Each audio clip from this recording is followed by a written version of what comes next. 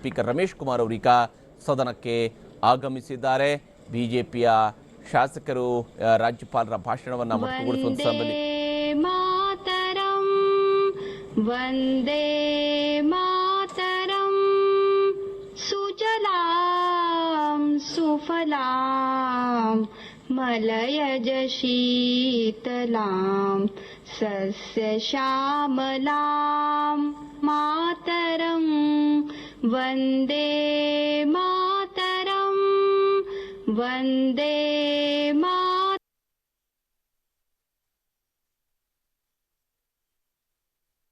ಪ್ರಜೋಮಿನೀಂ ಫುಲ್ಲಕುಸುಮಿತಾ ದ್ರುಮದಲಶೋಭಿನೀಂ ಸುಹಾಸಿನೀಂ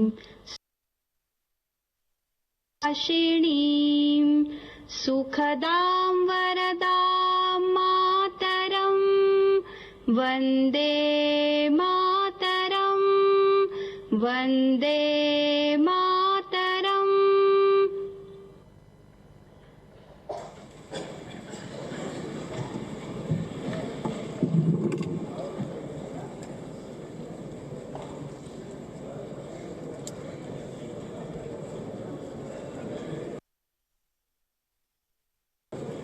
ಸನ್ಮಾನ್ಯ ಸಭಾಧ್ಯಕ್ಷರೇ, ಮಾನ್ಯ ರಾಜ್ಯಪಾಲರು ಉಭಯ ಸದನಗಳ ಸದಸ್ಯರುಗಳನ್ನು ಉದ್ದೇಶಿಸಿ ಮಾಡಿದ ಭಾಷಣದ ಪ್ರತಿಯನ್ನು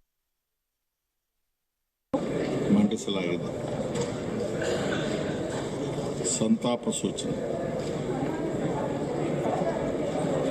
ಒಪ್ಪಿಸಿದ ನಂತರ ರಾಜ್ಯಪಾಲರಿಂದ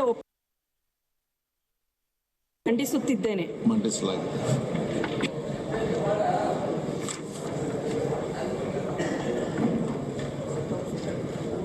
ಸಂತಾಪ ಸೂಚನೆ ಸಿದ್ಧಗಂಗಾ ಮಠದ ಮಠಾಧೀಶರಾಗಿದ್ದ ಶತಾಯುಷಿ ಪರಮಪೂಜ್ಯ ಶ್ರೀ ಶ್ರೀ ಶ್ರೀ ಡಾಕ್ಟರ್ ಶಿವಕುಮಾರ ಮಹಾಸ್ವಾಮೀಜಿಗಳು ಲಿಂಗೈಕ್ಯರಾಗಿರುವುದನ್ನು ಮತ್ತು ಕೇಂದ್ರದ ಮಾಜಿ ಸಚಿವರಾಗಿದ್ದ ಜಾರ್ಜ್ ಫರ್ನಾಂಡಿಸ್ ಹಾಗೂ ವಿಧಾನಸಭೆಯ ಮಾಜಿ ಸದಸ್ಯರುಗಳಾಗಿದ್ದ ದತ್ತು ಯಲ್ಲಪ್ಪ ಹಕ್ಕೆಗೋಳ್ ಮತ್ತು ಸಾಲೇರ್ ಎಸ್ ಸಿದ್ದಪ್ಪ ಅವರುಗಳು ನಿಧನ ಹೊಂದಿರುವುದನ್ನು ಈ ಸದನಕ್ಕೆ ಅತ್ಯಂತ ವಿಷಾದದಿಂದ ತಿಳಿಸ ಬಯಸುತ್ತಿದ್ದೇನೆ.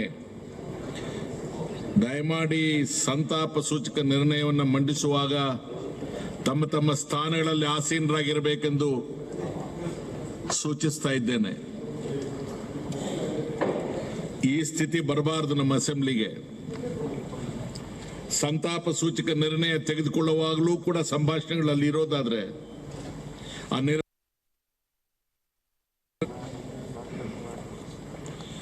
ಪೂಜ್ಯ ಶಿವಕುಮಾರ ಮಹಾಸ್ವಾಮೀಜಿಯವರು ಸಿದ್ಧಗಂಗಾ ಮಠದ ಪೀಠಾಧೀಶರಾಗಿದ್ದ ಪರಮ ಪೂಜ್ಯ ಶ್ರೀ ಶ್ರೀ ಶ್ರೀ ಶಿವಕುಮಾರ ಮಹಾಸ್ವಾಮೀಜಿಯವರು ಮಾಗಡಿ ತಾಲೂಕಿನ ವೀರಾಪುರ ಗ್ರಾಮದಲ್ಲಿ ಶ್ರೀ ಹೊನ್ನೇಗೌಡ ಮತ್ತು ಶ್ರೀಮತಿ ಗಂಗಮ್ಮ ದಂಪತಿಗಳ ಪುತ್ರರಾಗಿ ದಿನಾಂಕ 1/4/1908 ಜನಿಸಿದ್ದು ಪೂರ್ವಾಶ್ರಮದಲ್ಲಿ ಶಿವಣ್ಣನೆಂದು ನಾಮಧೇಯ ಹೊಂದಿದ್ದರು. ಬೆಂಗಳೂರಿನಲ್ಲಿ BA ಪದವಿ ಪಡೆದಿದ್ದ ಶ್ರೀಗಳು ವ್ಯಾಸಂಗದ ದಿನಗಳಲ್ಲಿಯೇ ತುಮಕೂರಿನ ಸಿದ್ಧಗಂಗಾ ಮಠದೊಂದಿಗೆ ಬಾಂಧವ್ಯ ಹೊಂದಿದ್ದರು. 1930ರಲ್ಲಿ ಸಿದ್ಧಗಂಗಾ ಮಠದ ಉಪನ್ಯಾಸತ್ವ ಸ್ವೀಕರಿಸಿದ ಶ್ರೀಗಳು ಸುಮಾರು 89 ವರ್ಷಗಳ ಕಾಲ ಪರಮಶ್ರೇಷ್ಠ ಸಂತರಾಗಿ ಬಾಳಿದರು. ಸಿದ್ಧಗಂಗಾ ಮಠವನ್ನು ಸರ್ವಧರ್ಮದ ಶಾಂತಿಯ ಬೀಡಾಗಿಸಿದ್ದರು. ಅನ್ನ, ಅಕ್ಷರ, ಆಶ್ರಯವನ್ನು ಎಲ್ಲ ಜನಾಂಗದ ಮಕ್ಕಳಿಗೂ ನೀಡುವುದರ ಮೂಲಕ ತ್ರಿವಿಧ ದಾಸೋಹಿಯಾಗಿದ್ದ ಯತಿಶ್ರೇಷ್ಠರು ಅನಕ್ಷರತೆ, ಬಡತನ, ಹಸಿವು ಹಾಗೂ ಅಸಮಾನತೆ ಹೋಗಲಾಡಿಸಲು ಅತೀವ ಶ್ರಮ ವಹಿಸಿದ್ದರು. ಉತ್ತರದಲ್ಲಿ ಗಂಗೆ ಪ್ರಖ್ಯಾತವಿದ್ದಂತೆ ದಕ್ಷಿಣ ಶ್ರೀಗಳು ಧಾರ್ಮಿಕ, ಸಾಮಾಜಿಕ, ಶೈಕ್ಷಣಿಕ, ವೈದ್ಯಕೀಯ ಮತ್ತು ಸಾಂಸ್ಕೃತಿಕ ಕ್ಷೇತ್ರದಲ್ಲಿ ಅವಿಸ್ಮರಣೀಯ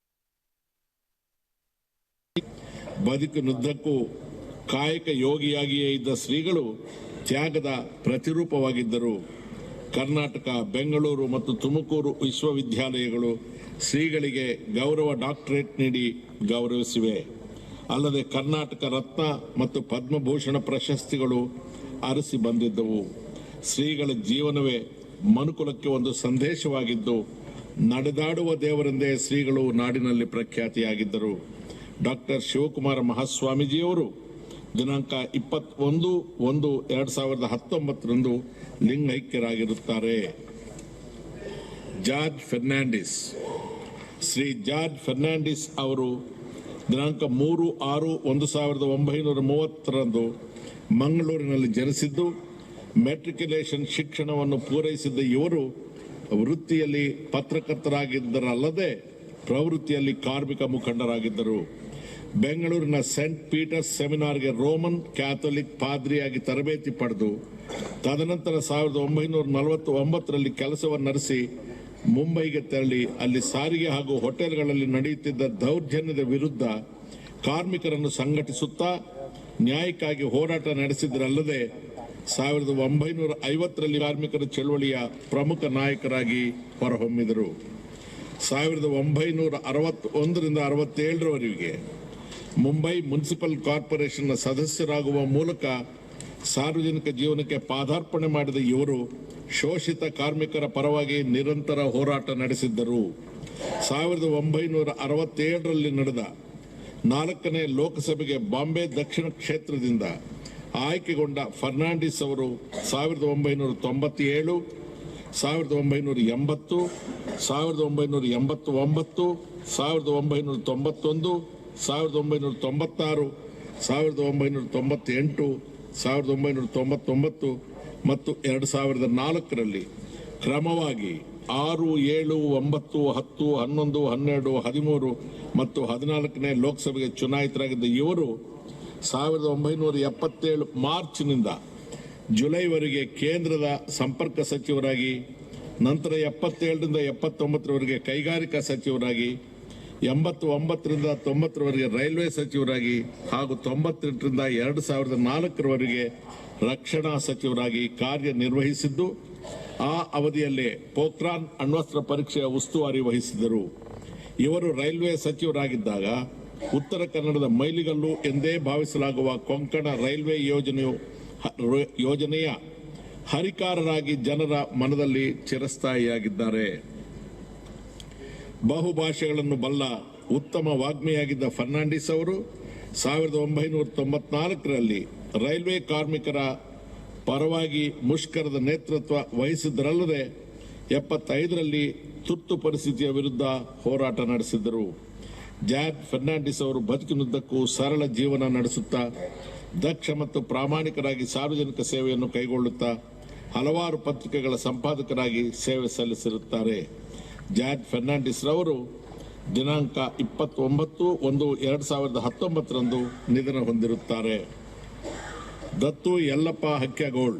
ಶ್ರೀ ದತ್ತು ಯಲ್ಲಪ್ಪ ಹಕ್ಯಾಗೋಳ್ ಅವರು ದಿನಾಂಕ 1/6/1940 ಬೆಳಗಾವಿ ಜಿಲ್ಲೆಯ ಚಿಕ್ಕೋಡಿ ತಾಲೂಕಿನ ಕೇರೂರು ಗ್ರಾಮದಲ್ಲಿ ಜನಿಸಿದ್ದು, ಮಾಧ್ಯಮಿಕ ಶಿಕ್ಷಣವನ್ನು ಪೂರೈಸಿರುತ್ತಾರೆ. ವೃತ್ತಿಯಲ್ಲಿ ಕೃಷಿಕರಾಗಿದ್ದ ಇವರು ಪ್ರವೃತ್ತಿಯಲ್ಲಿ ಸಮಾಜ ಸುಧಾರಕರಾಗಿದ್ದರು. ದಿವಂಗತರು 1987ರಿಂದ 92ರವರೆಗೆ ಬೆಳಗಾವಿ ಜಿಲ್ಲಾ ಪಂಚಾಯತ್ ಸದಸ್ಯರಾಗಿದ್ದರು.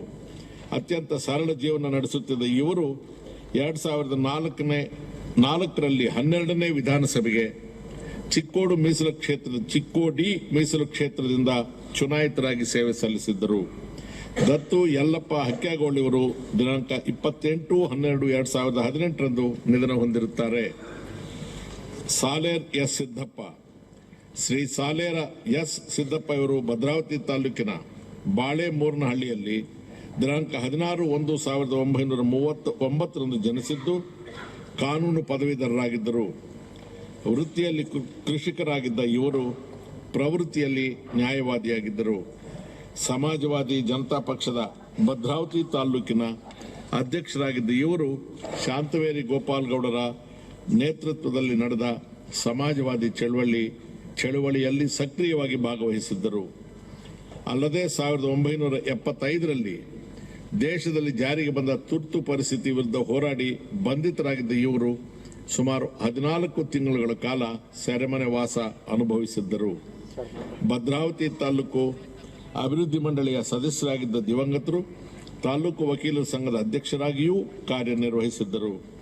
ಇವರು 1983 ಮತ್ತು 85ರಲ್ಲಿ ಕ್ರಮವಾಗಿ 7 ಮತ್ತು 8ನೇ ವಿಧಾನಸಭೆಗೆ ಭದ್ರಾವತಿ ಕ್ಷೇತ್ರದಿಂದ ಚುನಾಯಿತರಾಗಿ ಸೇವೆ ಸಲ್ಲಿಸಿರುತ್ತಾರೆ. ಸಾಲೇರ್ ಎಸ್ ಸಿದ್ದಪ್ಪ ಅವರು ದಿನಾಂಕ 29/1/2019 ನಿಧನ ಹೊಂದಿರುತ್ತಾರೆ. ಈಗ ಸದನ ಈ ನಿರ್ಣಯವನ್ನು ಕೈಗೆತ್ತಿಕೊಳ್ಳಬೇಕು. ಮಾನ್ಯ ಸಭಾನಾಯಕರು ಮೊದಲಿಗೆ ಎಲ್ಲ ದಿವಂಗತರ ಕುರಿತು ತಮ್ಮ ಸಂತಾಪವನ್ನು ವ್ಯಕ್ತಪಡಿಸಿ ಸಭೆಯನ್ನು ಉದ್ದೇಶಿಸಿ ಮಾತನಾಡಬೇಕು ಎಂದು ಸೂಚಿಸುತ್ತೇನೆ. ಸನ್ಮಾನ್ಯ ಸಭಾಧ್ಯಕ್ಷರೇ, ಇವತ್ತಿನ ಈ ಒಂದು